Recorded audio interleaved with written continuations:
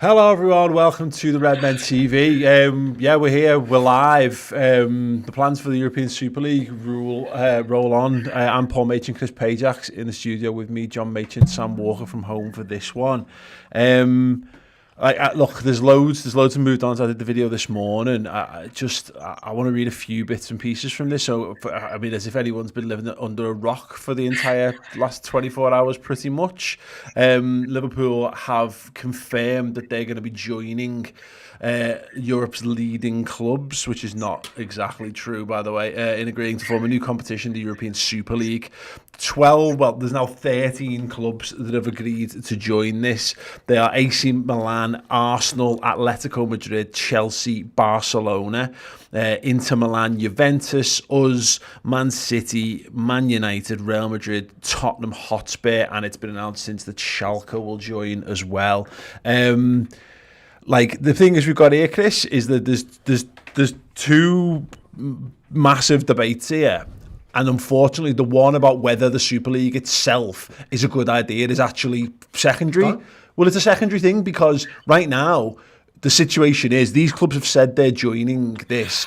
UEFA's response is you won't be allowed to play in our competition, which they're not asked because they don't want the Champions League anymore anyway. The players won't be allowed to play in Euros or World Cups or represent their international teams. And as it stands, the domestic leagues, the Premier League, are saying any club that joins the Super League won't be allowed to participate in domestic competition. So if Liverpool go ahead with these plans as it stands, it will be the Super League or nothing for Liverpool. Super League, yeah. Not something that I want to see, to be quite frank with everybody. I think it's absolutely disgraceful what's been done. And I'm looking at both sides of the argument and looking at UEFA and looking at FIFA and think they're just as bad and they're just as complicit in this as anybody. But, you know, I'm shocked and appalled that Liverpool are at the forefront of these conversations and the fans have not been consulted along the way, because you are fundamentally changing the competition element of the sport that we love, and it's not right at all. And I could honestly sit here and get so wound up and so angry about stuff because I'm absolutely furious right now, and I think it's absolutely disgraceful. And everybody's got their own moral compass, and for me, I'm getting close to that line where this shit's not for me. Yeah.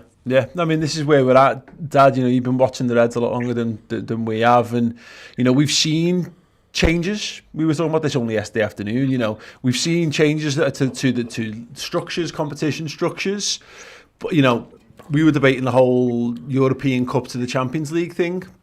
At the time, that was a massive change to go from just a straight knockout tournament with only the champions of their leagues participating. The second you open the door to making it a league, you know, a Champions League with group stages, etc., etc.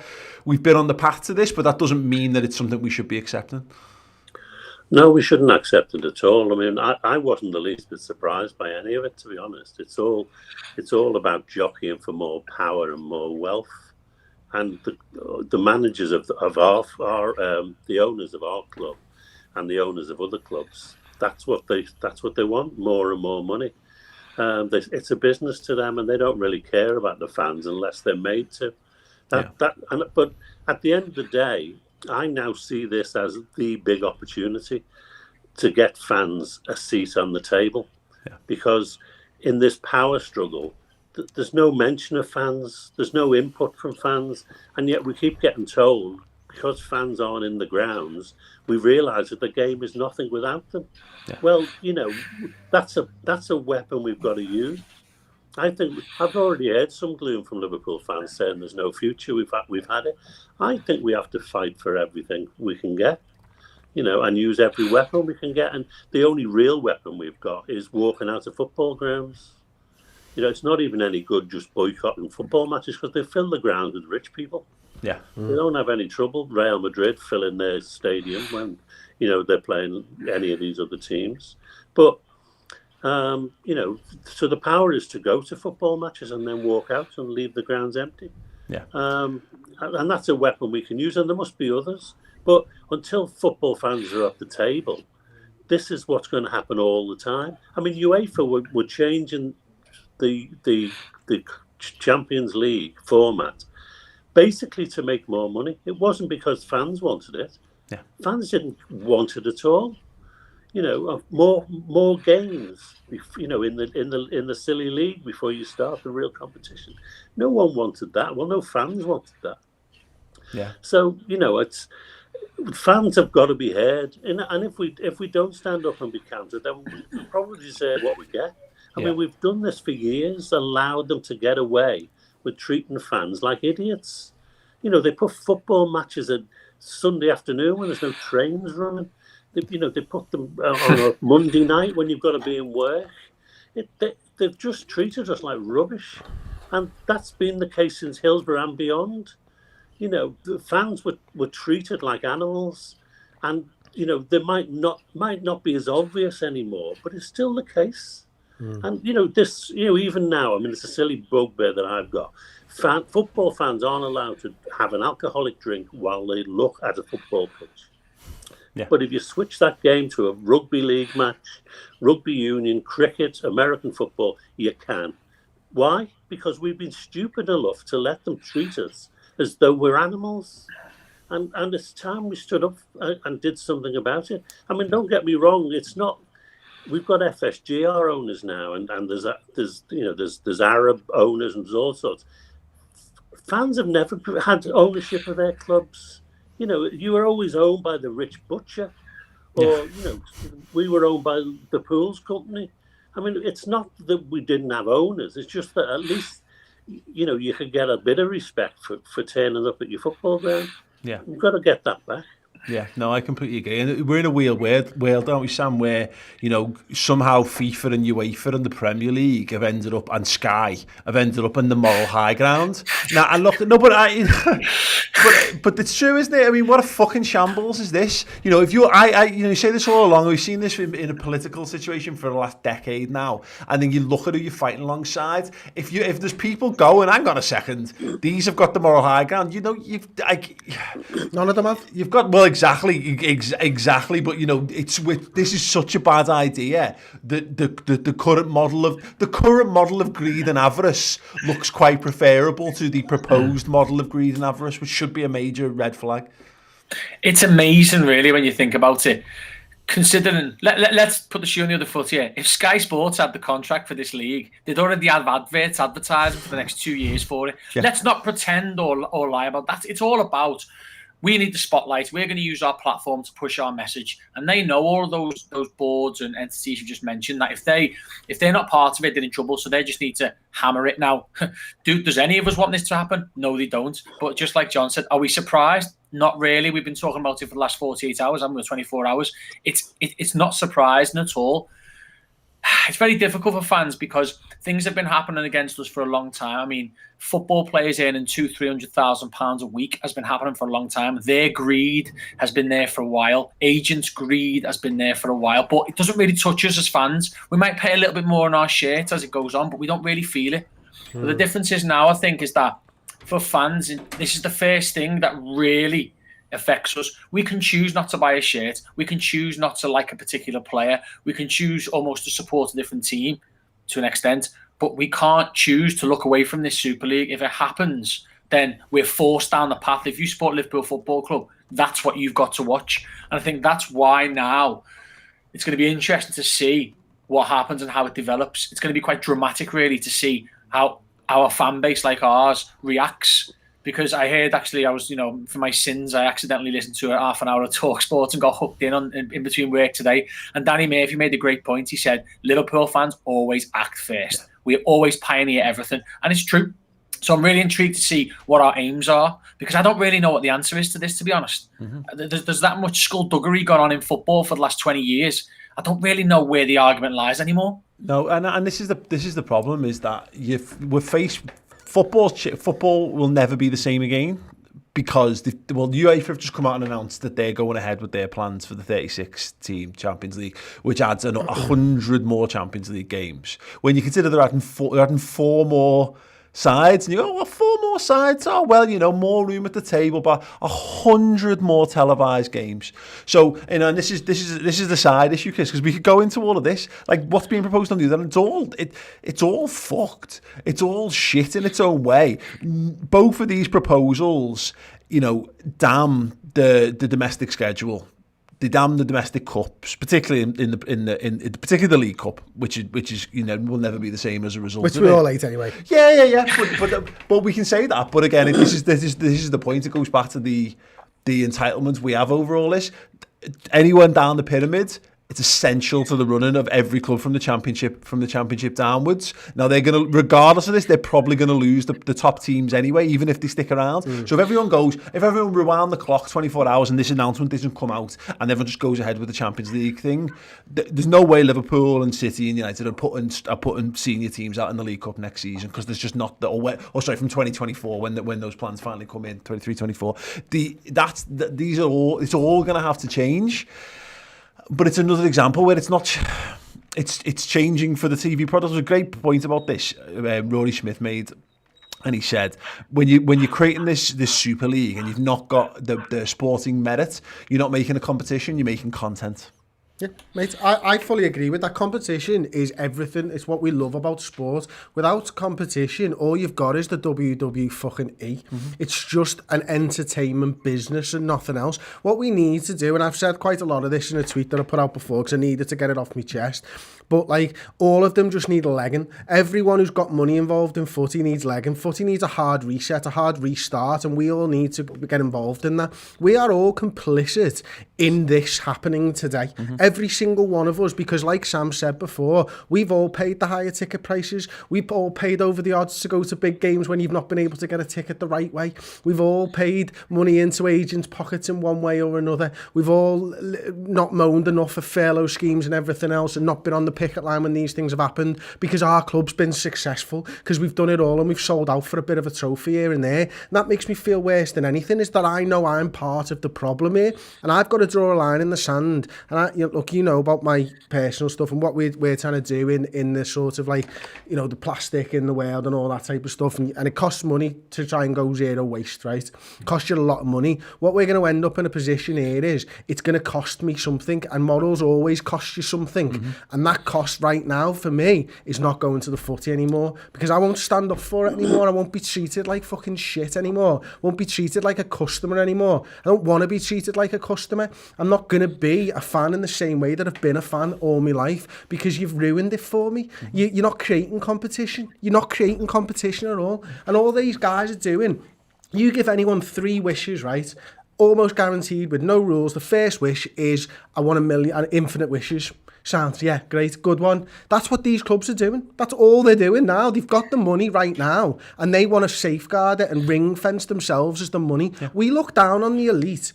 We look down on the new money right now. Manchester City, Chelsea, like they're scum. We're as bad as every single one of them football clubs now, because we've just had it longer. We feel entitled more because we earned our money earlier on. Yeah.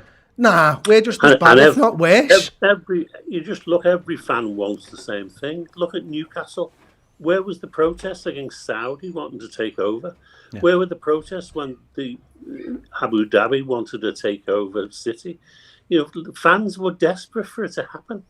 They were desperate for their clubs to be owned by millionaires, and this is the consequence. Yeah. But you know, I mean, I'm not quite like Chris. I don't think we should give it up. I really do think we should fight tooth and nail for it, because it's ours. Ultimately, it belongs to us. You're right. We should do. We absolutely should do. And look, what we're not going to come. I'm not going to come up with an idea for how you sort it, right? But as a start, the European money should go to every club equally in the league, in the full football fucking pyramid.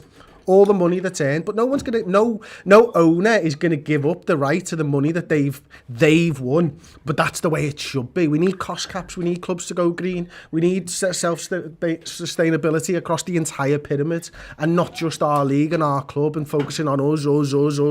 We need to focus on everybody else for a change. That's why it's wrong. The whole world's completely and utterly fucked. Is it any surprise that football is fucked at the same time? The models of capitalism run riot because that's it. It's not about the chase for success, it's the chase for money.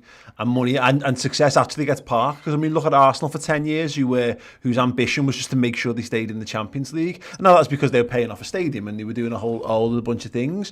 But you limit ambition when you're trying to balance the books. But of course, you're right, this is the game. We're all responsible. You know, we've all done it. We've all gone, this player's not good enough, get rid. Well, every time you get rid of a player, there's a you're putting money back into the pot, or you're taking money out of the pot. We all want managers sacked. Well, look at Jose Mourinho. Will have taken another fat payoff because people weren't happy with how he was managing the football club. Because again, and then the additional pressures that come with, you've got to maintain, you've got to get these targets, you've got to get high, you've got to get into these competitions, blah blah blah. No one's in it for the joy. We're all in it. The amount of cry-arsing about what Liverpool do or do not do in the transfer market. I'm sorry, but if I'm and this is one of those things where there needs to be a greater consultation with fans, without a doubt. But it doesn't shock me, particularly in this world. And I said that, I've been saying this for fucking years, because of the rise of social media and the people are going to misinterpret the mood of a fan base by what they see online, rather than knowing accurately what it feels like. Whereas all the sensible people run away from that, and you end up with a mad world. There's a big danger in that. I mean, what's been proposed is an alternative to the Champions League. It was never designed to replace everything. It wasn't replacing the Premiership or anything. It was just replacing the Champions League, because that's the most lucrative tournament. And these clubs don't think UEFA should take so much money out of it as they've been doing. They think it should all come to them. The trouble with that is that eventually there'll be a compromise between UEFA and these super people. And the fans will think, okay, great, it's fine. And they go back as if nothing's happened. Yeah. And they'll be paying for the tickets to go and watch us play Real Madrid. Go on, Sam. And we need to make sure that we don't miss this opportunity. I agree with you, John, but I think there's got to be a massive sense of reality here from us as well. Like, let's be real. Look at the world we live in. Look at how hard it is to get a mortgage. Look at how hard it is to get a job that you actually live a decent way of life in, right? That society is reflected in football. We can't sit here and expect football clubs to run in a specific way. Like, that is true to the people and is equal for everyone, a utopia, because that's just not realistic. The truth is that this all kind of began when more money came into the game, and with more exposure.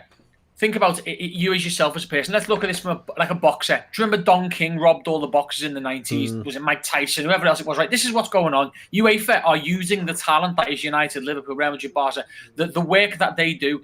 Them clubs take the risks in buying Mbappe, Lionel Messi, Cristiano Ronaldo. They take the risks on those wages over 5 years. They take the risks on having to sell so many shirts to balance the books. UEFA aren't taking those risks. So when UEFA is sat there saying, we're going to take 30, 40% of the cut and the rest of it is going to split between you, it's exactly the same as Don King robbing his boxers back in the day.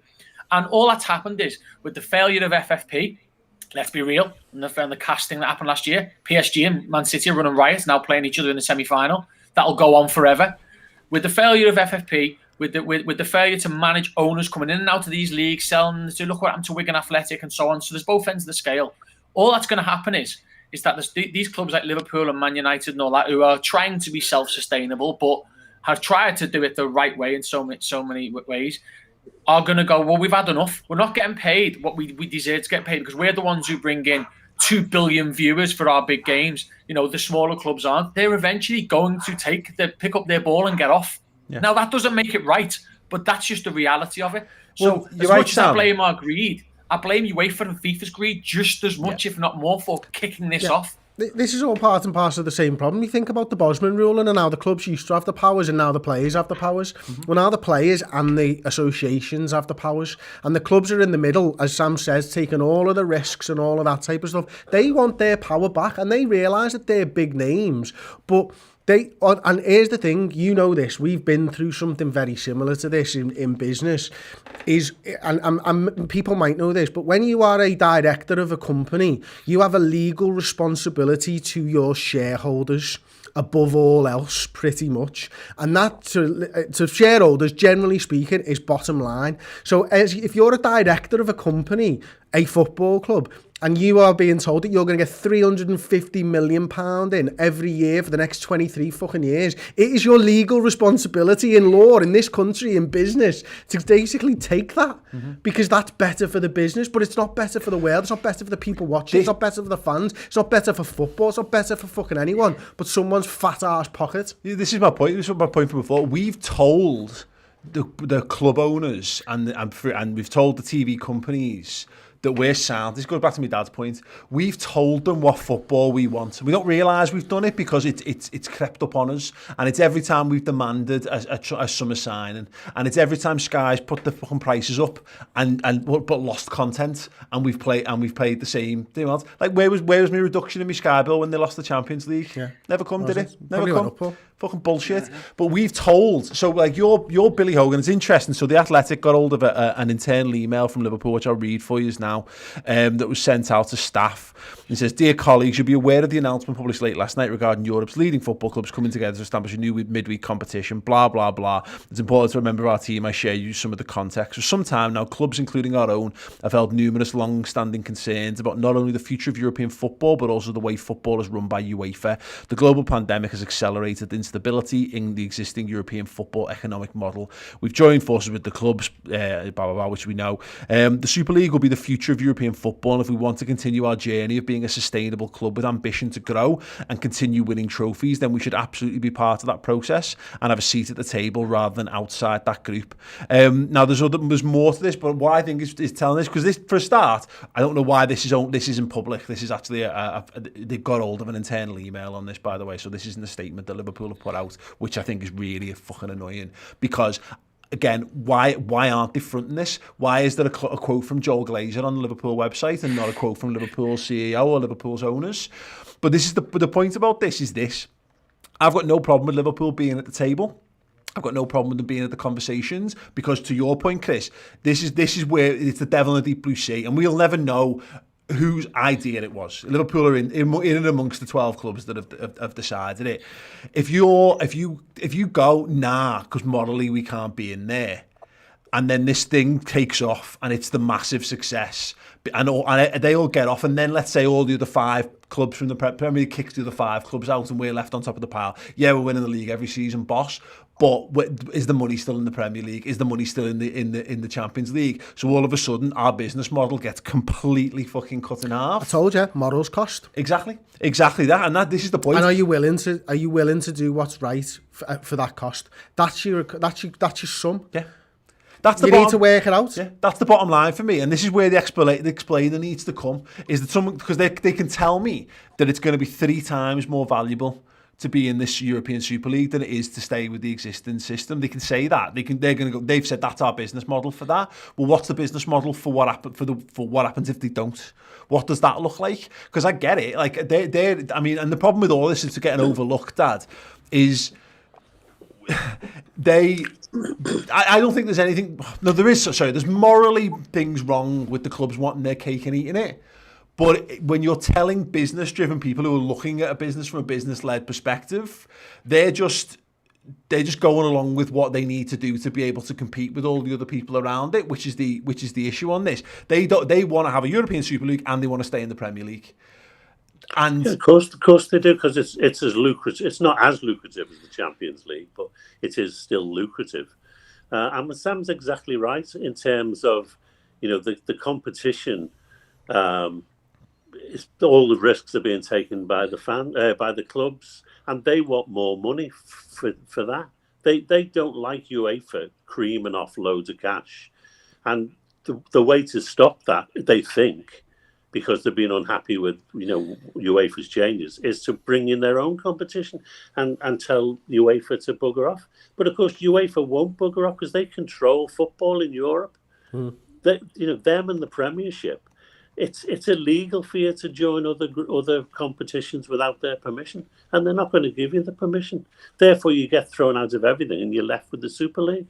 Yeah, and that's not viable. I don't care what they said. There's no way that Liverpool will be happy being in that one tournament year in and year out. No, there'll be a Super Cup. There'll just be an FA Cup between the 20 fucking teams in the league. There will be. If that's what ends up happening. There'll be a sway of people saying they need to play the champions of England to see whether you're as good as they are. Yeah. This is how the darts ended up with 2 world championships. I'm damn sure of it. Like, this is the type of thing we're in. This is why cricket goes on in the summer. And I was saying this to someone before, I don't know how cricket works, but I'm sure Lancashire players play for England, and there's like, imagine being a Lancashire fan, all your players are playing for England and your games are going ahead. That's right, isn't it, Sam? Well, they do. That's what Yeah, happens. absolutely. What a load of rubbish. Absolutely. What I will say is this. Sorry, John. What I will say is this. The product that is the IPL is the best product in cricket, because what they've done is they've just realised all the shit things all the leagues were doing and put it all right, and they've got this unbelievable tournaments now. Let's not really go there, but that's also plays a part in this, in that they're going to start selling us this swanky new product soon, aren't they? That like looks and sounds better than what we're seeing on a Saturday with 15-minute waits for an offside goal, and I think that's where. See, the problem I've got is, sorry, John. The problem I've got here is that UEFA and FIFA are corrupt, and they're corrupt, rotten to the absolute core, and we know this, and yet they're looking like the best option to me. Exactly what the hell's going on? No, exactly what I was saying. This is where it's all fucking. This is all horrendous. And there's a part of me that looks at like the clubs who are like the other clubs in the Premier League, and the problem is this is like the null and void argument all over again. Hilarious, by the way, with West Ham. You know what I mean? Who are desperate to have things be null and voided, and yeah, they're going to try and claim some sort of moral authority in this regard. But there is a little part of me. We're going to have to deal with this. So you've got like people going, oh yeah, get rid of them, when like when you're Evertonians going, yeah, get rid of this, get rid of the six, kick them all out. What they mean is kick Liverpool out. Oh, and the other five, whoever they might be, whatever. But there is a little part of me that would be like, yeah, I would be if I supported one of the clubs outside of that. I'd be like, fuck them.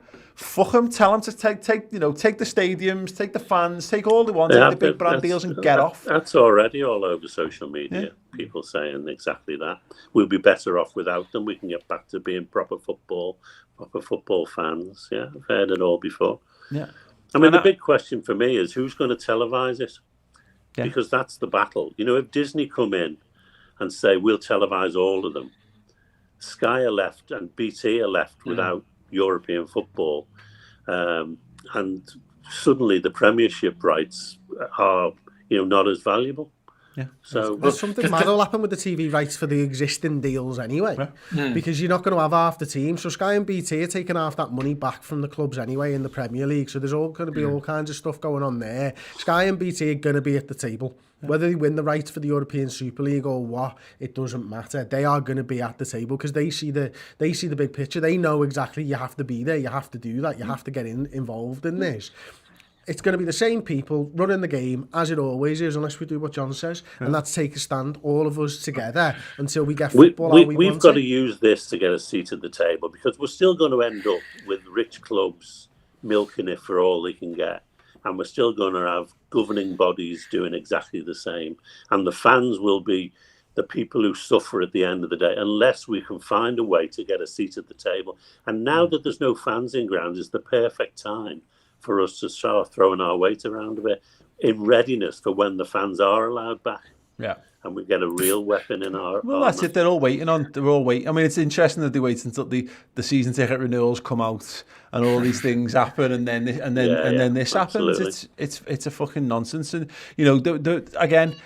there's greed and avarice on both ends. So the new European Cup model is not an improvement of life for the teams that are going to be in it. It will give them some more money, but it doesn't make squads better. And we said this already. You bring more money in, as it is, if they're just adding games on top, you spend that extra money on more players to have a squad capable of playing more games, so you end up not as on top. And then you end up in another 10 years' time. Because let's be honest, we did this already. If adding more games and guaranteeing more games for more teams was the answer, then the model of the Champions League in like 1992 would have been the solution, and then we just stick with that. But we forget this, and we talk about this all the time. They've changed the Champions League loads, but in slightly more subtle ways that you don't really think about it too much. And especially for us, because we've been in and out of it so much that we've not really noticed it. But I think the whole thing is just so fucking wrong. And we've not even got onto the sport and merit thing, really, of the idea that there's going to be 15 teams in the Super League, and 5 will be allowed in to qualify for it. But I like that. What? Oh, thanks very much. They're going to come in for a season, and if they don't meet the criteria next year, they drop those 5 teams drop out again. So the 15 don't get relegated, but these 5 are just in it for a visit, just come in for a jolly. What happens though? It's all about timing again, isn't it? You go in there, you're the first 5 teams, and all of a sudden you've got 350 million quid to spend. and you walk your league because there's no one there and you've got £350 million more than everybody else. So actually it's more of a closed shop than you probably think, because those 5 teams are being given a head start to say you can join the table most years. And you can buy all those players who've left because they can't play for their country if they don't. And you can buy Mo Salah, Sadio Mane. It's going to be a fire sale. So what happens then, by the way? But if you're one of those 5 teams that then comes into the Super League for a year, do your players then have to give up international football while you're in the Super League for a year? You're not allowed. What the hell? Well, they're just not allowed in it, are they? They're just not allowed to be part of it in any way, shape or form. So they're going to that's the point. This is the point, is that where they're at now, and I'm saying these words, and I don't know how true I believe them to be, because I have been so horrifically let down at every major decision point from everyone, and life-changing decision points the last decade, from Brexit to party political, votes and what have you. This should be this is an impasse. And what it should be is, you're right, we're going to end up with more of the same, where they come to some sort of compromise. Because again, you're right, these breakaway clubs might decide to properly break away, but if they do, that's it. That's not the same team anymore. This is the equivalent almost of moving your franchise to another state in America. You're not in the same competition. You're not playing in your country anymore. You've just got to have these games that come over for it. Can the Premier League survive without those 6 clubs? And everyone, all the 14, are going, yeah, fuck them, blah blah blah. but to Sam's point, let's be honest, those 6 teams bring in the lion's share of the money to that league and the attention. People don't want because we joke we saw it on. In fact, if that wasn't the case, there'd have been far less kickoffs about those the pay-per-view games, when it was like fucking hell. When there was two. This is the Premier League arguing amongst themselves there in the background. This is West Brom and Crystal Palace duking it out. But this is the point. People don't want to pay for those. People don't want to pay for those games. The fans don't want to pay for those games. So television companies are not going to want to pay for those games when then that's all they've got to offer. So that's going to absolutely strip the money out of the Premier League. The Champions League is going to be far less valuable, because let's be honest, the Champions League, not even about Liverpool, the Champions League without Barcelona, Real Madrid, I was having a look at it. The last time those clubs failed to qualify for the Champions League was Barcelona. The last time was 1996, 97, and it was apparently the same for Real Madrid. So we know the whole thing. If the brinksmanship here, Chris, is what I don't get. I don't know who cracks first. Because I think, and the Premier League, UEFA will crack first. Yeah. Because it's their product, but not their participants. And without their participants, it's nothing. So they will crack first, and there will be a compromise. And we have to be, we have to be ready, because we're still going to be watching a game of football just like before, that's run by money men for their own back pockets. And the chances of us turning that round now are probably 20 years too late. We need to just get a seat at the table. Jeremy Corbyn, the wonderful man, came up with a notion of fans having more say at football clubs. We've suddenly got Boris Johnson being our champion. I don't know if you've noticed. No. It did make me laugh. But if he's that keen, let's get him to put a bill through Parliament giving at least 10% shares to fans in every football club. That would be a start. That's something to lobby for, isn't it? Yeah. That's a lovely word, lobby, these days. But let's try it. Go on, Sam. Do you know what? Some celebrity fans as well who will jump in. Yeah. Well, do you know what I think has been kind of missed there along the way? Just slightly reversing back there, it's like the Premier League and FIFA and UEFA have been saying you're going to get barred from this and that and the other. Now we're talking about. Let's just use an example. What Man City lawyers did to UEFA last year, it was embarrassing. What PSG's lawyers did to them it was embarrassing. Now, piece together 12 of the top 20 richest clubs in football for 2 years with their owners who are super rich, along with their lawyers. I don't think there will be a single legal thing any of these institutions can do. They will have been through every eventuality. I can guarantee sometime in 2019 they said, what they'll do is they'll say this, we'll kick you out of the Premier League and the Champions League if you think you're going to enter this competition. They'll have come to every single if or but, and they'll have this down to a T. This will end exactly how those lawyers and owners wanted it to end. So if they wanted fans on the board, it'll go that way. They'll know full well every single fan that's outside every stadium complaining now, they'll have anticipated that. They are not stupid as a collective. No, and there's been that many things happen to Liverpool that our owners now know exactly what type of people we are. So what we've got to realise as fans is they know this. So why are they still doing it? They know we it. We need to see it bigger, see what's going on. You're absolutely spot on. And make no mistake, the timing of it was their decision. The timing the day before UEFA released their plans and ratified their plans is their decision. And Sam's right. This has been in the planning for years. They've known exactly what it is. Every if button maybe. Sam's absolutely spot on. They'll have counter-moved every single one. They already know that no one can tell them they can't do it. You know, UEFA have no, because it's against European competition law. You know, and this is the thing, and this is what hurts, is that the owners of Liverpool Football Club think that this is what we want. No, they don't. They don't care what we want, the owners of Liverpool Football Club. We have not been a consideration to FSG at any point during this. But I guarantee they think they do.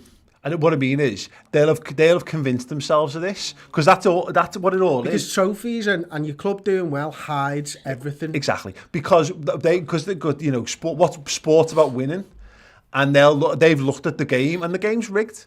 Sam's point's right. FSG came in and they game's rigged now. Yeah. But the point is they wanted stringent FFP rules, and the second they proved to be toothless, well, what's your choice? You continue to be in a world where you're just basically gambling and gambling. They year wanted on year. a cap as well, and they didn't get it. Yeah. And they haven't seen enough from UEFA and FIFA to do it. So they've gone out there and they've worked with all these other dickheads and decided that this is the way that they're going to say their future, and they're going to make sure that their future is fine. And that all just comes down to money. It doesn't come down to anything else. It's about FSG selling this company for 5 billion instead of 2 billion. That's what it is. And what we should all know, and I've said this before over the years, is none of them matter. They don't care, because they're not going to be here in 20 years. Jurgen Klopp's one of my favourite people on the planet. He's not going to be here in 20 years. He's doing a job, and that's fine. He might fall in love with us, and he might stay around, and lots of people do. Great. But the only people who are born into it and die with it are Liverpool football fans, and that's it. Ownership, nah. How many owners have we had since I've been a fan? Yeah. You know what I mean? They don't matter. None of them matter, but they all come in to make money and to win trophies. If they win trophies, they get a pass from us. Well, no fucking more. Yeah. You don't get a pass from us no more. You fucked up enough, and you don't understand what matters to Liverpool fans. Competition is one thing, absolutely. Don't drag our name through the mud. Don't have everybody around the world looking at us like we're the reason the football's failed. It was the beautiful game. It was the working man's game, and you fucked it all up. Yeah, no, absolutely. And as I say, we and it's because maybe not you, maybe not me, maybe not us, maybe not you guys watching at home, but we've asked for this. This is, you know, we're reaping what we've sown in this regard. This is because we've told our football clubs in no uncertain terms that we want to be able to compete at the top. We want, you know, we want to buy the best players. We want to be in the market. We want to be at the top table of all these competitions. And to be at the top table of these competitions requires money. And that's the reality of it, and that's what's the most galling thing about it. Is you're right that, you know, it's going to be a fascinating couple of weeks. And I said this before, because again, I'm like, when it boils down to it, this Super League sounds like an absolutely shit idea, because it's just, I mean, for the start of what it means for all the other clubs, like, does it mean the European Cup dies? Does it mean that, you know, because what does that mean for all the other clubs who rely on that money? What about the other 13, 14, 15 clubs who are involved in that every season, more when you go through qualifying rounds, who need the money? They're all financially built on that. Are they expecting that to be a completely separate tier to competition? You know, again, all these things need to be explained. It just looks like a crap idea because it gets boring. No relegation. We laugh at American sports because they don't have draws, and they don't have and they don't have relegation. And they declare themselves world champions when there was 32 teams from America competing. But the thing about all this, and what I was saying about this is the thing that's obscuring this whole conversation for me, because new boss, just like the old boss, It's all shit. The Champions League is UEFA are just going to be as bad. They're all bad in different ways. It's been boiled down to because Sky have got hold of this. Like when Sky are reading statements out, you know they've just had the bath phone's gone and it's Rupert Murdoch on the phone down to the studio going, right, let's make sure that we're protecting our financial interests in here. So when you've got Sky who haven't talked about any of this in the build-up are all of a sudden stopping match broadcasts to have conversations about it, suspect as fuck. But you know the point is for me on this, if Liverpool persist with a pathway that leads to us being expelled from our domestic competition, then that is absolutely outrageous. And I don't know what, but and I would never support acts of violence or whatever.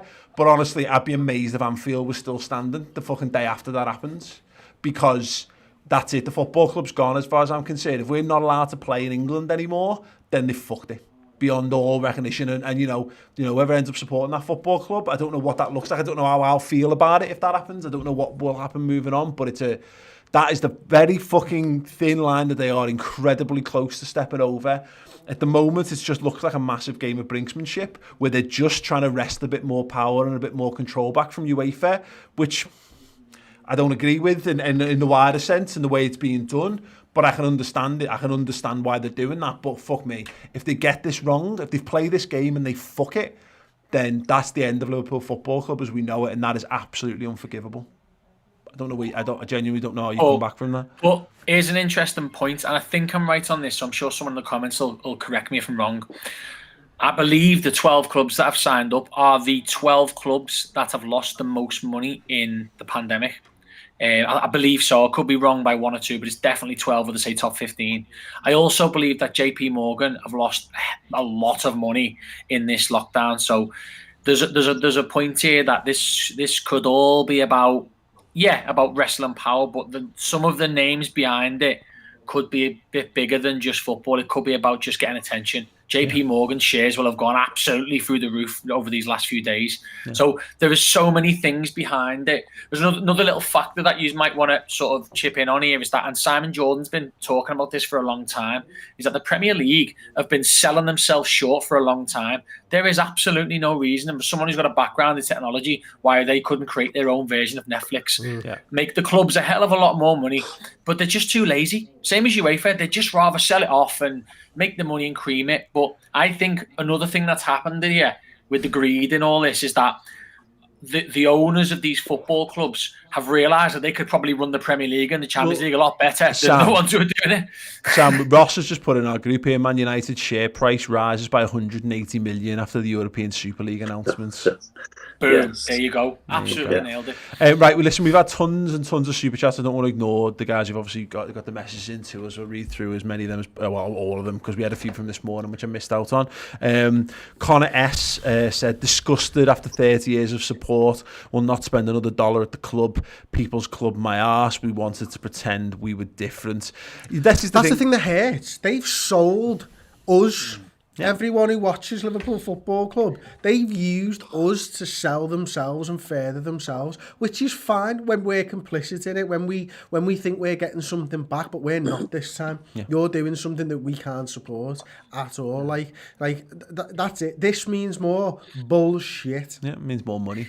That's it. You're dead right on that. Isaac Considine, petition to stop the Super League. I don't normally petitions, but in this case, all I can think of doing. So thanks for that. Isaac Lewis Merritt, FSG out, ripping the heart out of our club.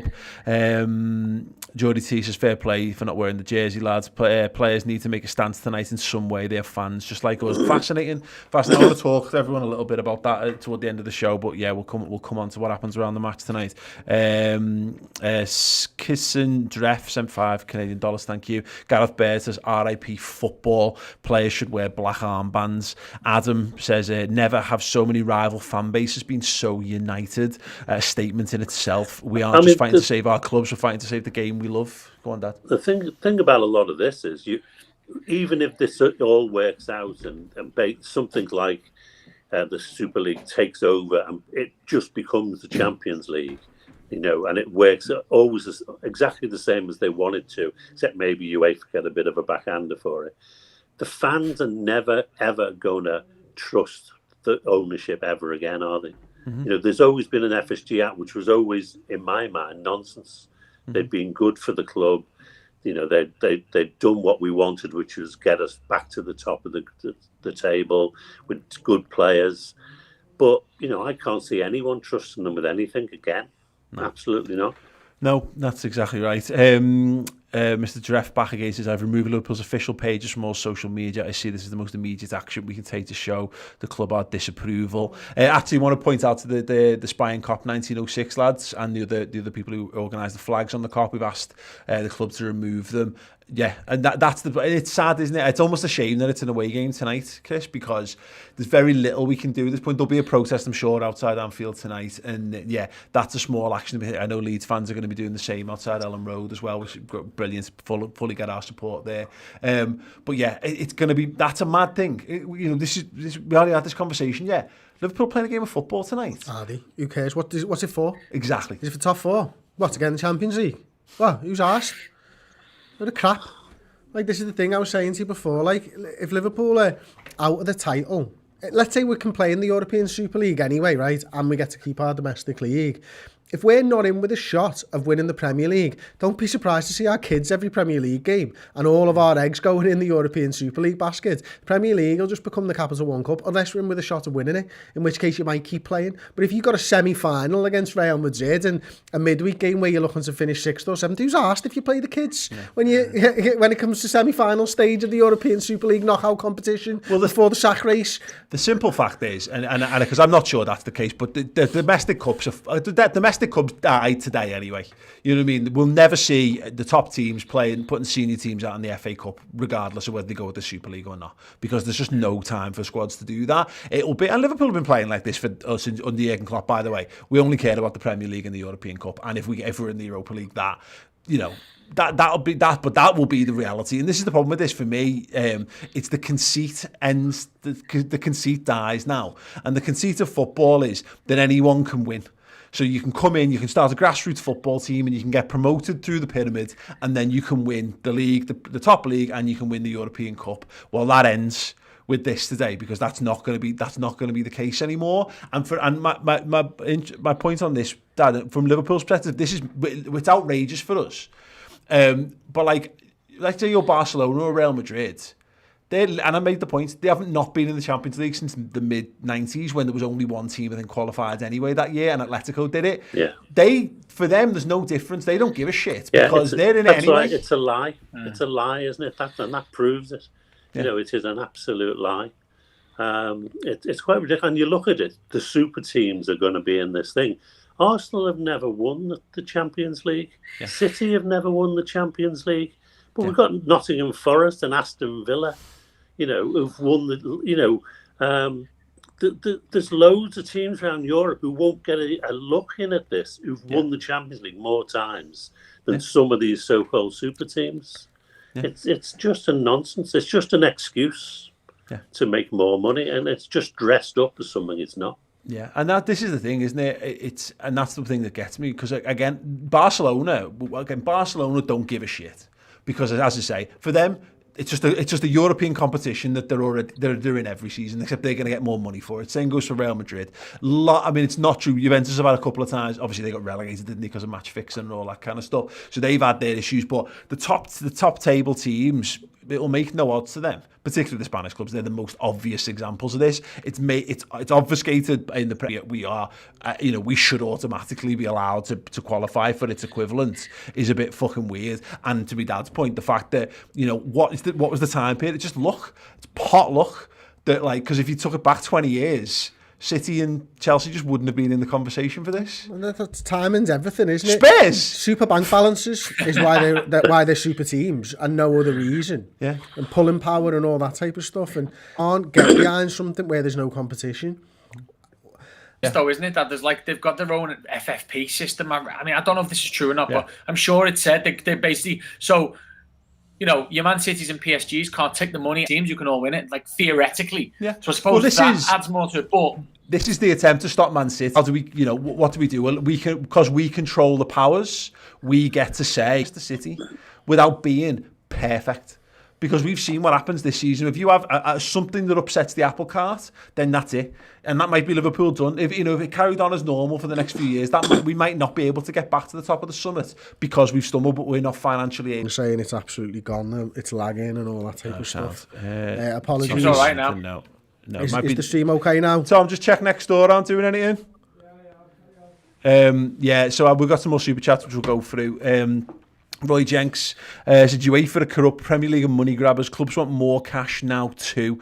Daddy Mate is right. Let's seize the moment. Get fans a seat at the table. Wellity Wells says, I lost my love for the club today. They don't care about us, so why should we care about them? Ordinary fellas like us kicked to the curb. Absolutely, mate. Spurge 83. Sky helped the Premier League break away. They wanted to buy Man United and they fill the coffers of the big clubs. Again, this is the irony of all this, is like Sky were behind the creation of the Premier League, and now that they're clearly not in the room when this conversation was happening, means they are now back. It's like, you know what it reminds me a bit of? It's how when the Suns shifted support from Labour back to the Conservatives, and all of a sudden the Conservatives get all behind whatever best suits them. Yeah, I mean, I think the Sun have always supported the Tories, whether they were Tony Blair or anyone else in the Conservative Party. I mean, people think that inevitably going to lead to people being shafted left, right, and centre. And I've no, I'm not going to shed any tears for Sky. They've used the same tactics themselves. So, now they're having to face it, and they'll face the same problem when they come to buy the television rights, because there are bigger players in the market now than there were when they took over the Premiership. Yeah, and there's more people want to get in on the act. Yeah, no, absolutely. I'll for them to take the high ground here. Yeah, Sam's made that point quite well already. Andrew Morrison to say today, amidst all the backlash, that players will be rested for the new league shows the level of arrogance that the billionaire owners fight over the city that we all live in.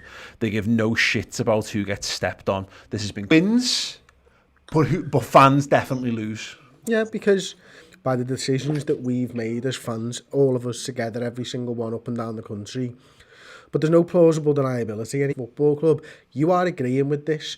And the problem I've got as a lifelong supporter of this club is that this club doesn't represent me anymore. And it can't represent who I am anymore, because they don't. Their actions speak louder than words, and they know. The fact that we saw nothing from them today spoke 1,000 words in and of itself. And they will do everything to trample you at every point, because you will not stop and you will not stand up to them, and you have agreed to their power, and I don't agree to their power. And there is a line in the sand that I am so close to, so close as a football fan. Yeah. I'm mourning the loss of something that I've loved for years. Yeah, they can't stop this. That's going to be the really interesting point in the coming days, of course.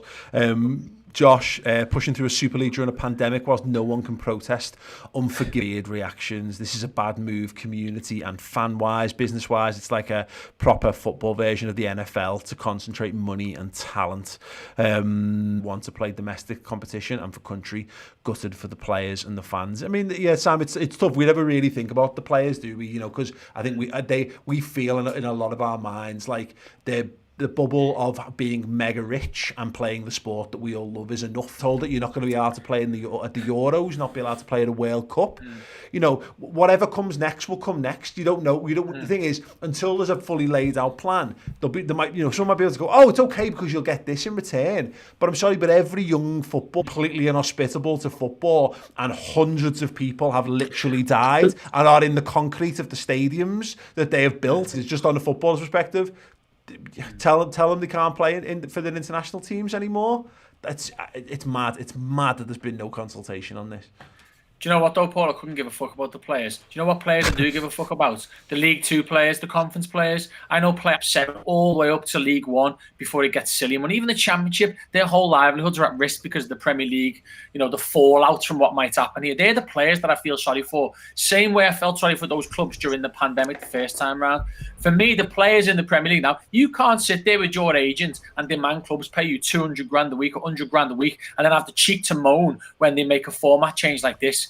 You can't have your cake to eat it and do it again 5 minutes later. Because that's what's wrong with the football players. As far as I'm concerned, the football players are going to say nothing. If they start mouthing off about this, then they better start giving the fans some money back when they've let us down on the pitch how many times over the years, and all those lower clubs. No, but think about it. All this, when a team gets relegated, you don't see players giving money back. Oh, sorry, fans, we let you down here. Here's your money back. No, you don't. So they need to keep their mouths closed and let everyone else fight it out, because they're at the heart of the financial problem as it is as well. So like I said, for me, I'm more annoyed about what's going to happen to the bottom of the pyramid. You know, what's going to happen to my Saturday League team that I used to play for that I go and watch? Are they even going to get any money for any grassroots football anymore? Because that's another issue. Where's all that money gone? That's been highlighted the last couple of days. It's an absolute mess. Yeah. But let's just hope that it's a big ploy and that it just sorts itself out, please. Yeah.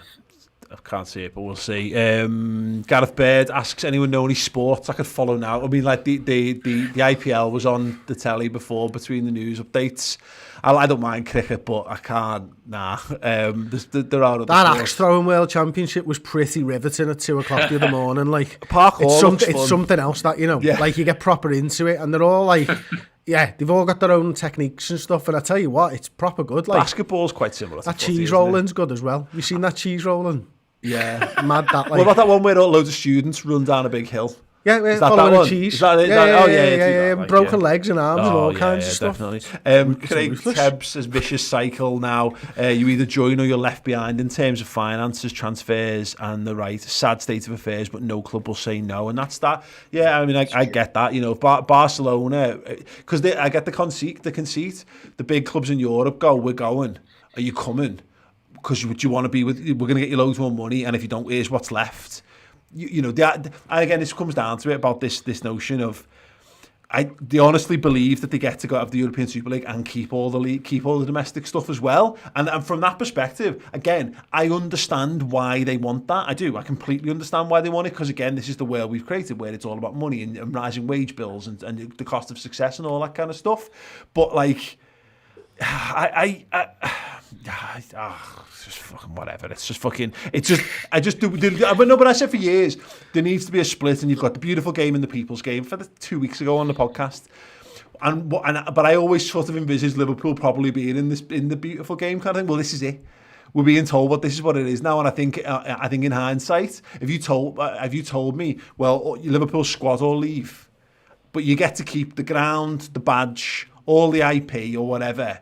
But you know, and you start in the fucking, you're just in the domestic leagues and domestic cups, and in a what will be the equivalent of the Europa League forever. Yeah, probably, but that'd be hard. That'd be a hard watch if all these other clubs are there and it is the big shiny because I've been sat jealously for years while teams have been in the Champions League and we've not been in there. My thing is, what am I like? It's made me look at what I support.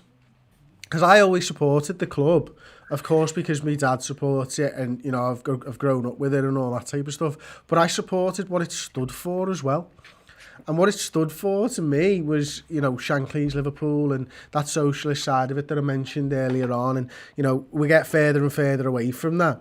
So why do I support Liverpool if they're not the club that I love?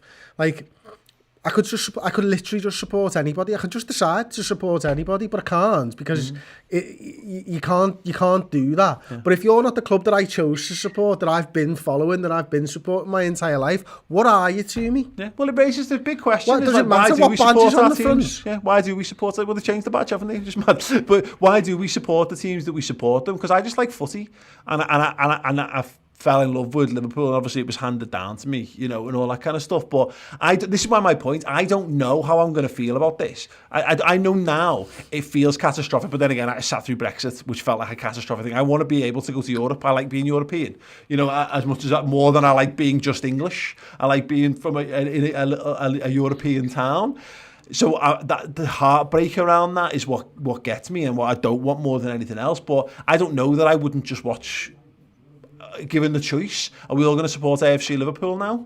Are we all going to support City or Liverpool now? Lots will, but I don't know. I don't know. I don't know what I support.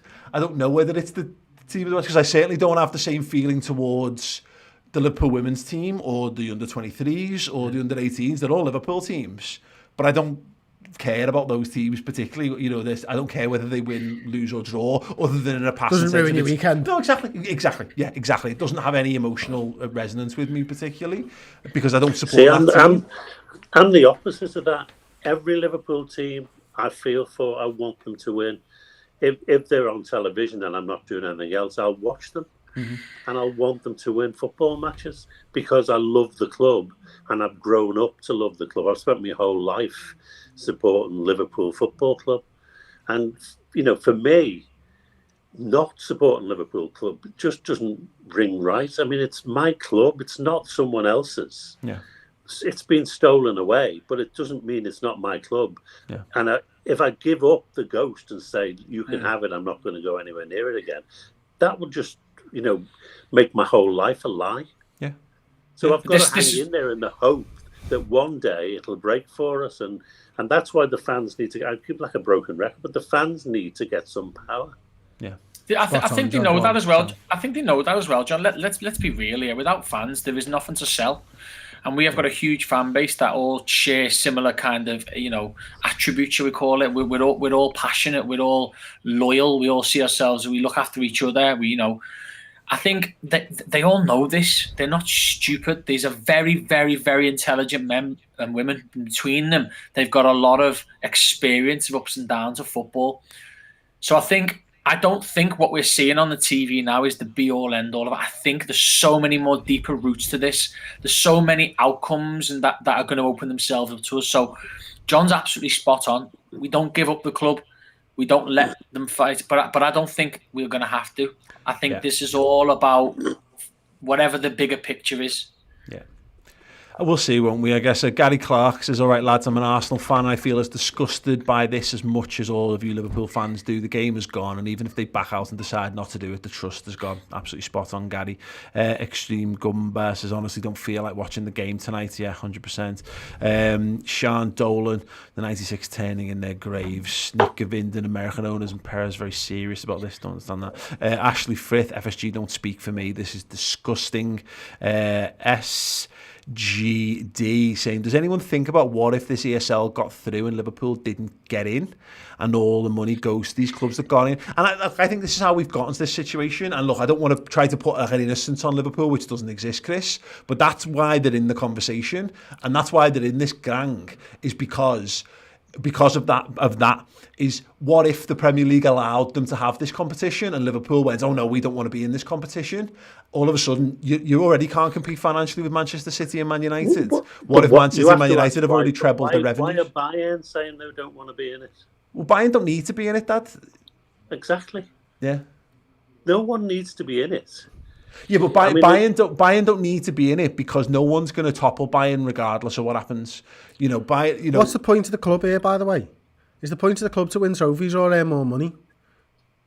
Because if it's to win trophies, we've got a fucking hope in hell of competing in the European Super League against Real Madrid and Barcelona when you're guaranteed there every year, because everyone's just going to go to Real Madrid and Barcelona. We've seen it fucking years anyway. We've seen it fucking years. Now they've got all the money in the world. They're going to have 50-man squads and all this type of stuff. What's the difference? Like, what Tottenham have got no chance of winning a European Super League. No chance. Liverpool have actually got a fair chance, to be Liverpool fair, are because of our second, names. the bookies' second favourites to win the Liverpool. Liverpool. I'm being over dramatic here. Liverpool got a chance. Tottenham haven't got a chance. Schalke haven't got a chance. Not got a chance. Not a hope in hell. There's no always going to players be a going bottom there. team and a top team in that regard. But this is the point about it, and this is why it's like this is a two wrongs don't make a right, though. No, but it's a fucking mess, is what I'm saying. Is that because we say right, Liverpool needs to take a stand against this and say that we don't want to be involved, and Liverpool pull out, and then let's just say, on the hypothetics, the Premier League go, actually, you know what? We'll take a compromise. You can play. This European Super League can exist, but Liverpool have pulled out of it. So Liverpool are just in the European Cup, which now doesn't have the money coming into it the same way it does. And now all of a sudden, we're never going to win the league again. That's game over for winning the Premier League, because Man City, Man United, Chelsea, Tottenham are all going to be in this. That's European what I'm Super telling League. you. I've said it all the way through. Morals cost. Yeah. So what are we saying? So Liverpool don't win the fucking league again, but at least I've got a fucking club that I fucking back and believe in. Yeah.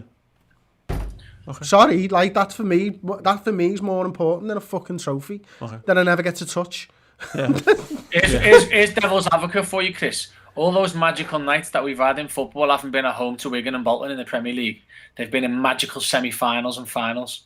Yeah. So if we want them again, you've got to sell your soul. Where something's on the line. Something's on the line every time. There's nothing on the line in a closed shop. That's it. There's nothing on the line in a closed shop. But once you're in, you're in. Yeah, you've got a chance to still get in. You've still got a chance to get in there as one of the 5 and win it. Yeah. If you're good enough to do it. But you don't get the chance because you're entering a closed shop. It's competition that's false. Competitors.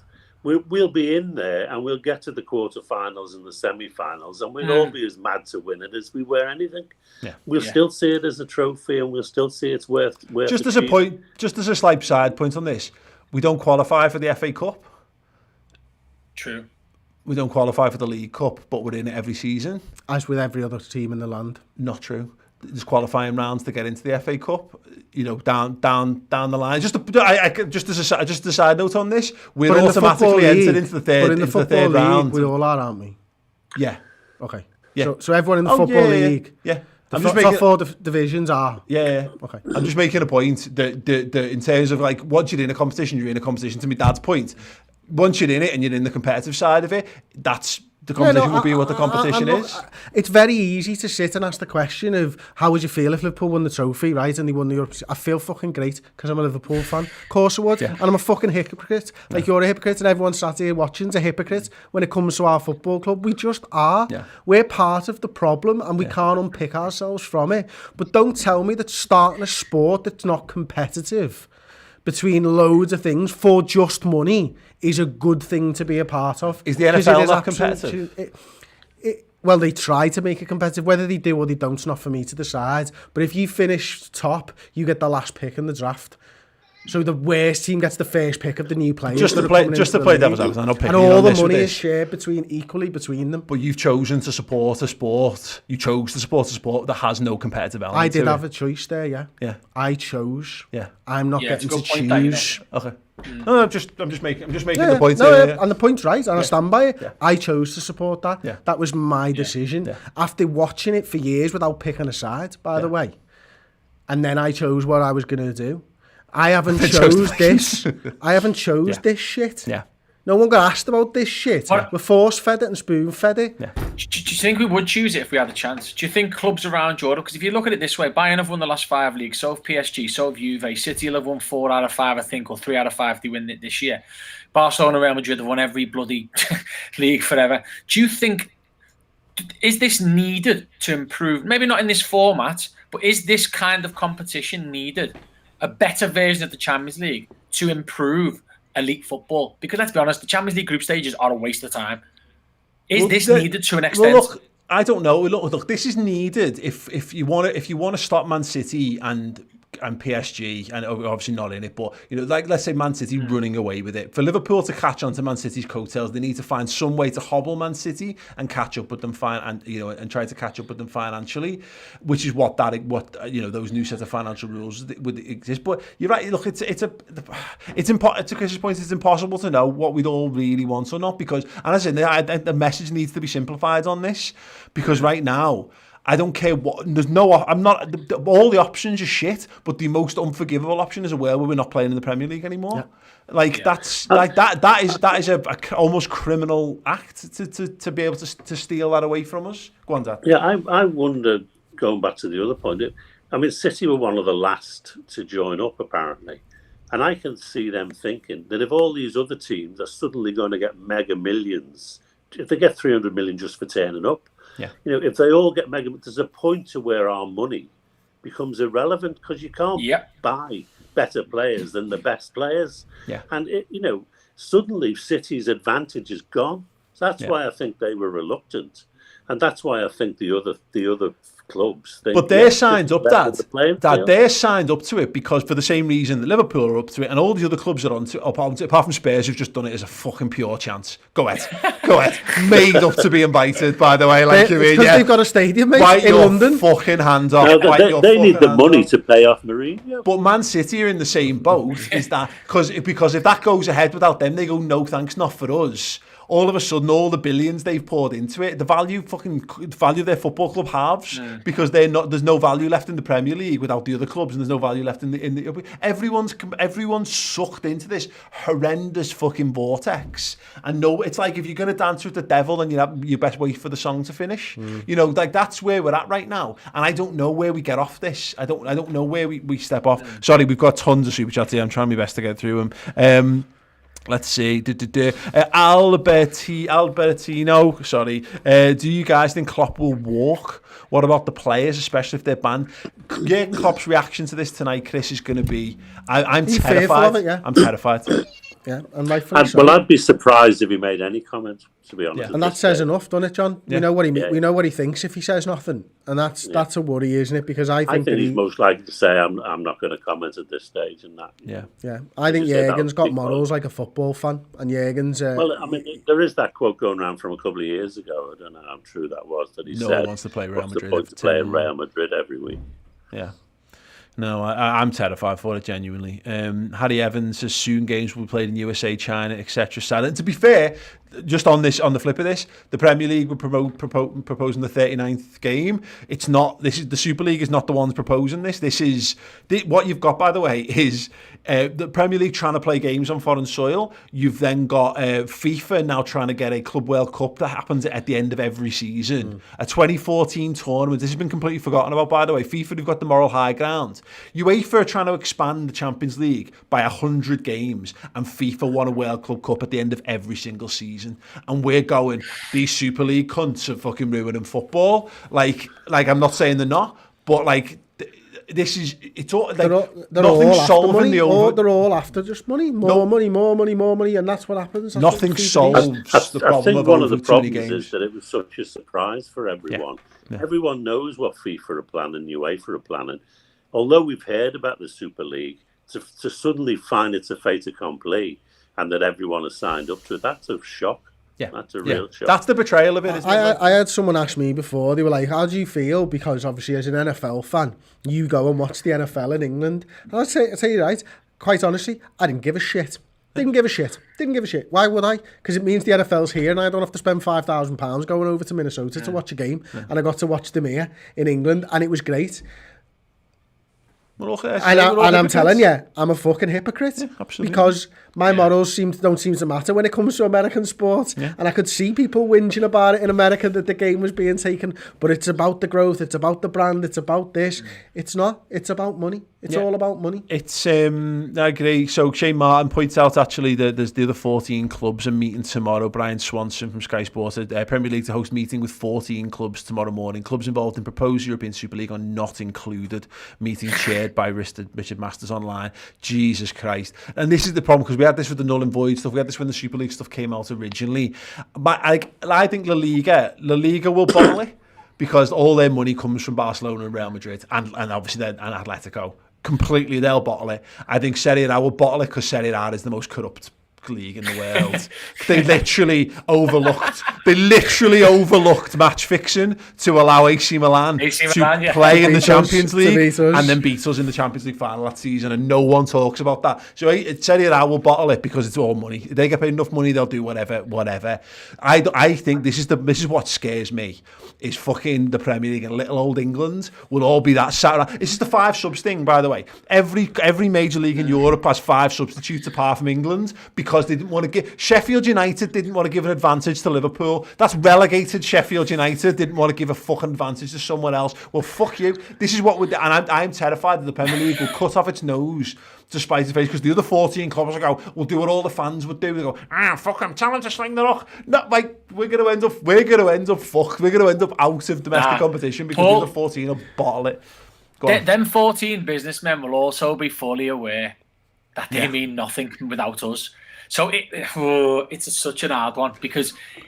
Well, Steve Parrish, Sam, was on Radio 5 Live before, and he was actually quite level-headed on it, and he was kind of saying like he's had good conversations with him. He's saying these are not like demonic owners, of these 6 football clubs, and he's like, I understand their thing, because let's be honest, I know it's easy for them to say, Oh, but like, you know, if you told Crystal Palace that they were going to get this, they'd be fucking made up, and they would, you know, maybe they'd go a moral thing. Oh, well, you know, whatever. But again, it goes back to the Tottenham argument. Tottenham Hotspur are not the 6th biggest football club in the Premier League. I'm saying every director in the Premier League would say yes to this, because they have got their responsibility is to their shareholders, not their fans. Yep. That's why every single one wants to be asked. Every single director would say yes. Every single club would end up in it, regardless of what their fans. That's why fans need to be directors. Yeah. Yes. Yeah. Well, sorry, we had a super chat from Andy Mack. I think it's a brilliant point. What gives any team the fucking right to do this? Red Star Belgrade have more European history than Spurs, Arsenal and City combined.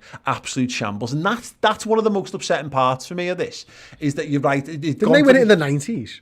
Yeah, was it like 91 or 91, something? 92 or something. But the point is, well, we've been there.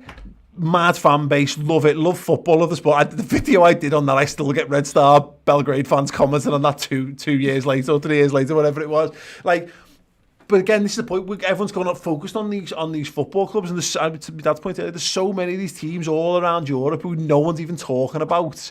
Galatasaray and Fenerbahce and Red Star Belgrade and Ajax, Jesus Christ.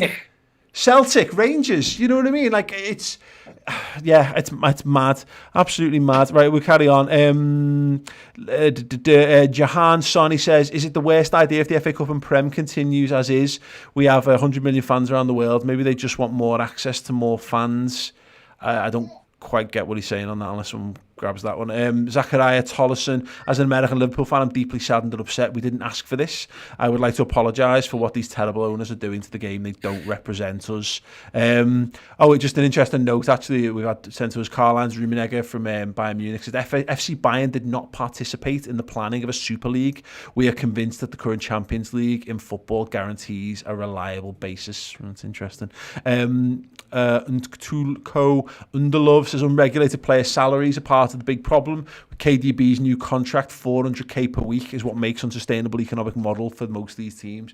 Well, let's say it's a perpetual arms race. It's why nuclear warheads exist, Chris. It's why we've got to have stockpiles upon stockpiles of nuclear warheads, because you've got them, therefore I've got to have them, and that's what all footy is. It's been this since the Premier League. Yeah, we wouldn't need to make £500 million a year if we weren't paying £300,000 a week wages. Mm-hmm. We just wouldn't.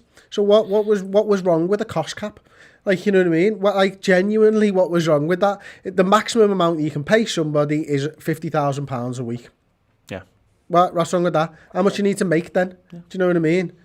But there's too many mouths to feed. That's the problem with footy, is that you've got agents and you've got sponsors. You wouldn't have them all if there was a cost cap. No, exactly. But this is my point, is that they'll never have it, is what I'm saying, is because there's too many mouths to feed. For every 250 grand a week thing, you've got X goes to tax, you've got X is going to your a variety of different contributions along the way. You've got your agent fees, you've got your PR manager, you've got your at least De Bruyne did his without his agent, didn't he? Oh, well, yeah. So the Paul Scholes was always the good example for that, wasn't he? Anzu Henry says 2 of the top 6 are in Champions League spots. Yeah. Hamza 1996 lost love football. This year has been so crap, and football was the only hope for many. Yeah, that's a good point, Hamza. Dominic Quirante, if you're trying to be the best, you've got to beat the best. All the matches in the Super League is great teams playing against the best. Barcelona, Man United, one match, then the next match is Liverpool versus Juventus. Superstars sell. I mean, and that's the point. You know, let's be honest. We're all quite set. There's shades to what we're talking. We're all standing on this one, but we're not really talking about, you know, what it would be. And let's just take it all. Let's take all of the morals aside. You know, there's a point to be made that the Europa League. What do we think of the Europa League? It's gosh. Shit until semi-finals. We always say every year, we say shit until the semi-finals, and what happens in the semi-finals? It's normally 4 pretty big clubs. Yeah, 4 Champions League clubs. Yeah, exactly. Champions League, and the Champions League, the same group stages, bit crap. But when you get to the round of 16, it tends to start getting better, and so on and so forth. So again, the logic, because there's something on the line with these ties, as well as being good big clubs. Yeah. You know, you're losing, you're out, and you might not get. You don't know if you're going to get back in again. Yeah. So you've got to take advantage of it when you're there. Becomes a little bit different when you're there every year as well. But I'm not saying that the competition elements side of things. Once you're in the competition, which isn't really a competition anymore, the games will still be decent. Yeah. But it's whether the fans will buy into it. They've been trying this for fucking years. The fact that the third place team in the group goes into the Europa League, like the fact that it never used to. So it used to be. We talked about this the other week. The top first place teams in the groups used to qualify. Then only half of the second place automatically went through. And then they've added more. And then they've added that safety net of the Europa League underneath it to make sure. Now they've got the fucking Conference League underneath that, just to make sure that nobody who they want on UEFA wants on telly, and that they get their percentage of, slips through the cracks. And the idea that the new model of, if you fall out of the top four, then you might, on your historic coefficient, jump above. As long as you finish in at least the Europa League or Conference League place, you jump back into the Champions League. Like, it's all like, again, this is the point. UEFA's things they're not as bad, but they're all... you can see where it's like with this one, it's like gone, can we stop all the fanning around and just do what they're trying to do? This is kind of what UEFA are doing, but they're too embarrassed to do, is that UEFA just want a competition where it's all these teams in, really. Yeah. That's really all they want.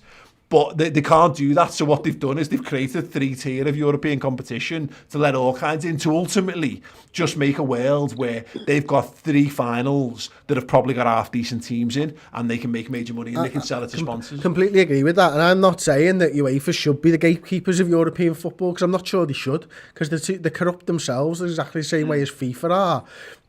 So who made them? The fucking powers that be, you know what I mean? And I'm totally for reform, and I say, for me, you've got to decide before you head into a competition what the future's going to look like, and be interested to get your thoughts on this, John. But for me, grassroots football has got to be at the heart of everything that you do for European football, because it's about elevating the level of football in this country, and not just that it's a money-making venture, John. It's got to be for kids. It's got to be the future for them, and what sport can mean to the health of people as well in where we are as a country right now.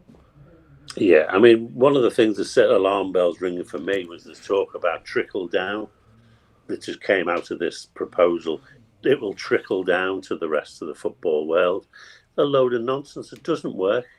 There's everyone who's ever said that trickle-down economics everyone will benefit from people getting rich at the top. It's just nonsense. It's just people getting rich at the top. It never comes down below that.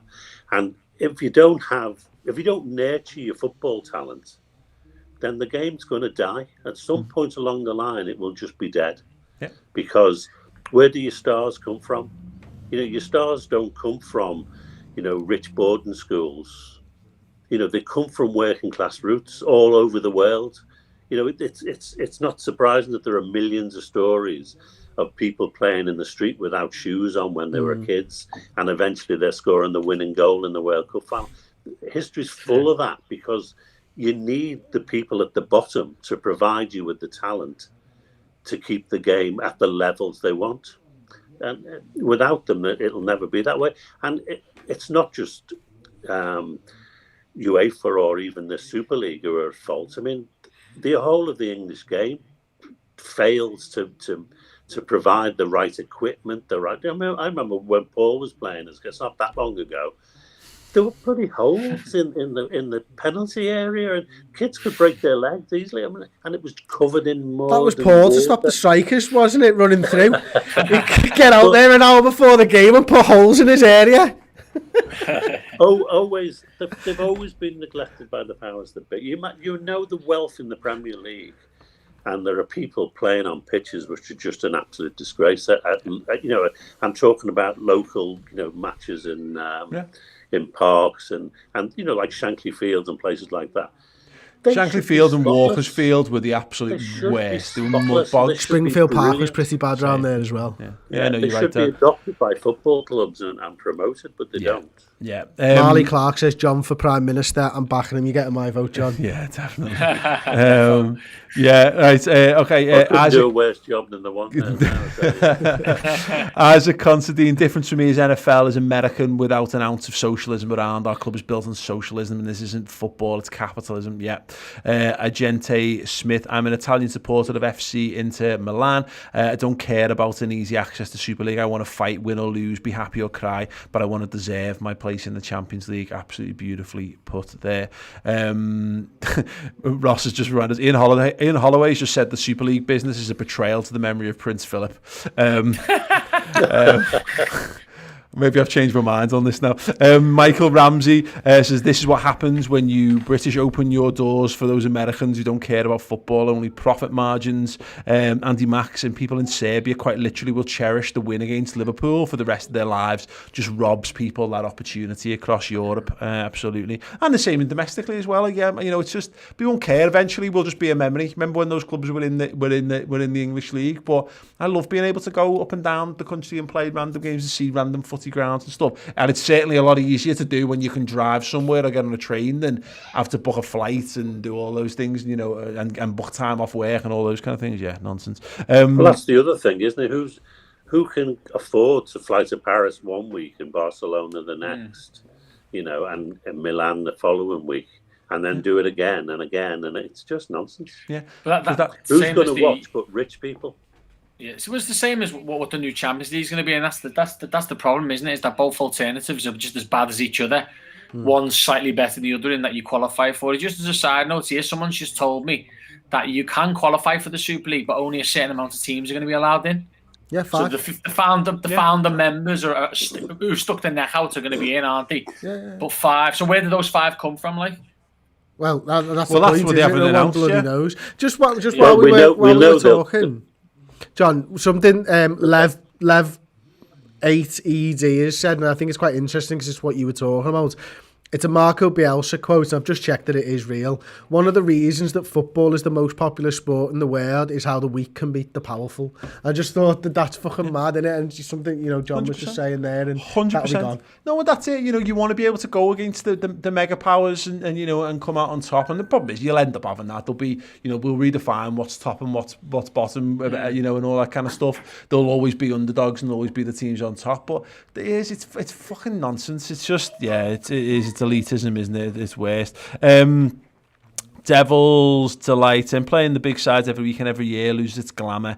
It's a redundant idea. That's the beauty of the UCL. You have to be able to make it to play the best. Plus, how are Spurs in over Leicester? Yeah, no, that the guys. The point is, you know, the satisfaction. Look, we were geared up tonight for a fight for top 4. Like, it's being in top 4 is not a thing to celebrate, but given the context of the season, to get stuck in and with the results that have gone around, we should be looking ahead to this game tonight and being like, big chance here. Go and play Leeds, go and beat Leeds, set a marker down, let the other teams have their other FA Cup games and all that, and then let's see if they can start chasing us. Can't wait, can't be excited. It's gone. It's completely gone. They've completely set fire to that notion, and the idea of trying to fight for it, you know, not just fighting for a competition we're not going to be in, is a fucking nonsense.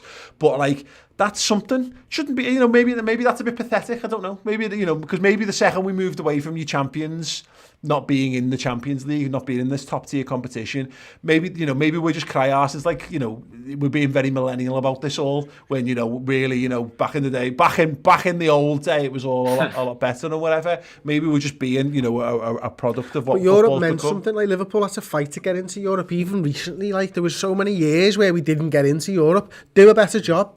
Focus on your club. Buy better players. Get a better coach. Get a better manager. Whatever. Get into Europe. Something to aspire to. What are the... You just don't do it for a couple of years for sounds. All right, we'll just sack him and we'll just start again. There's no big project. There's no real big thing for it. There's no reason to really lose your rag with your club. They've just tried something, it didn't work. But we're going to be all right. We've still got £350 million a season for the next manager to come in. He'll get it right eventually and all that. Nah, it's gone. Like, what happened to sustainability and driving towards something deserving European football? Yeah, and then again, it's made this whole conversation's made loads harder by the fact that the Premier League is what the Premier League is, and the money in the Premier League means there's so many more competitive sides.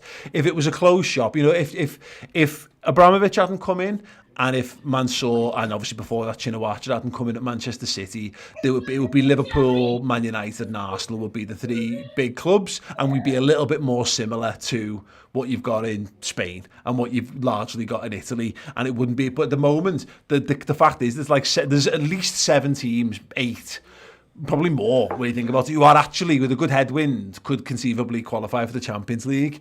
And that's why it's so everyone's so incredulous about it in this country, because it is nonsense. It's absolutely mad. I mean, why the fuck do those clubs not deserve the chance to be at the top table is just, it's so awkward, isn't it? It's so really bad.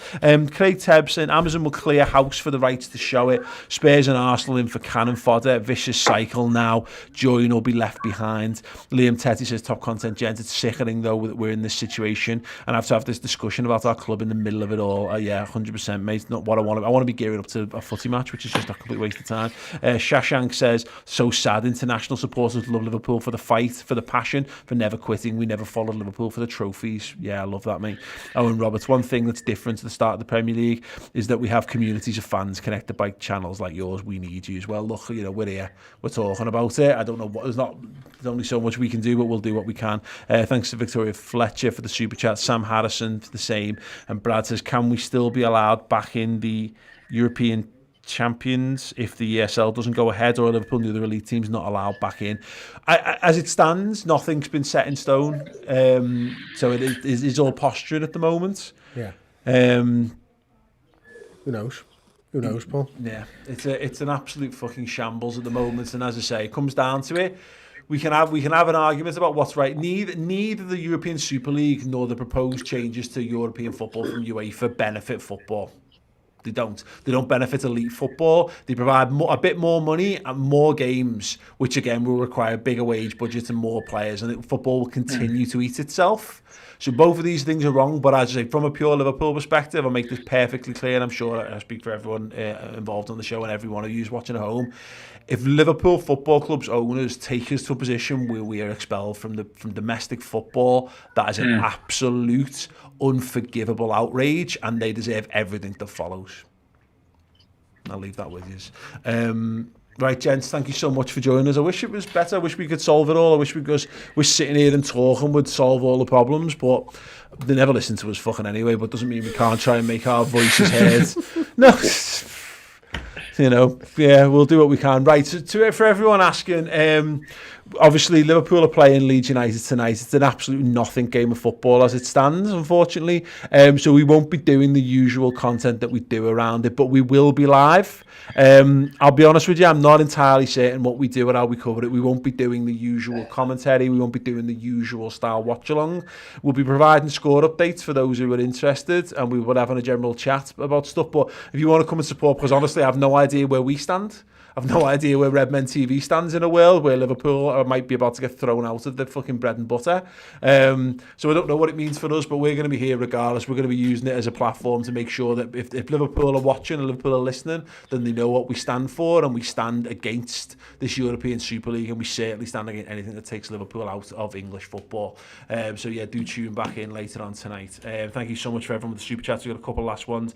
Dominic Jones, Fergal saying started by Shanks, then ruined by Yanks. I think you said that earlier, but the point remains. Kyle Brueggemann, the Super League will be the new NFL. It will be too commercialised, no relegation is a shambles. There you go. So yes, thank you for everyone for joining us, who've dropped likes, who've super chatted, who've subscribed to the YouTube channel. You guys are absolutely amazing. Thank you so much for the support, and thank you so much for joining into what has been a fucking terrible topic to discuss, but hopefully we've managed to do it justice. If you want more from us, if you want to help support what we do, then make sure you head over to the redmentv.com and sign up or become a YouTube member or whatever. But yeah, look, far more pressing things at the moment, and hopefully Liverpool do see sense, but I've no trust in what will happen next. We'll just have to wait and see, but rest assured we'll be here to cover it when it does. Thank you. Good night.